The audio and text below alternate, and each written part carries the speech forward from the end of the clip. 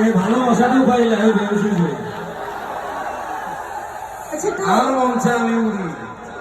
ইয়ার পর আমি বললাম পাশা ভাই কি হয়েছে? আমি কি ভাইয়া কাতার যাইতেছি, কাতার একখানা যাইবেন নি? কই তুই যা, ওইখানে আমার অনেক ভাই বারাদার আছে। আমি কে ভাই? এই এই এই সাবাবাজি কোন করবেন না, আমরা নো সাবাবাজি। কাতারে কি আর ভাই বারাদার কম আছে নি? হেতারে কইলাম আপনি কি যাইবেন নি? হেতারে কি কই জানেন?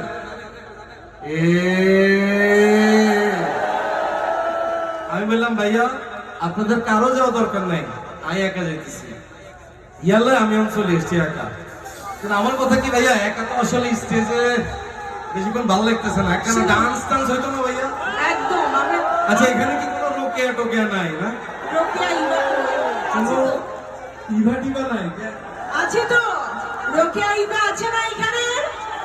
আচ্ছা আছে। থাক, এবার কথা আপনারা আবার জোরে বলিয়েন না। আবার যদি রোকেয়া যদি আরো বুঝেন তো ভাইয়া, ভাইয়া থাক, এবার কথা কেন আসতে বলেন আমরা? কিন্তু এখানে অনেক হাবু, পাশা আর শিমুল আছে। তাই নাকি? একদম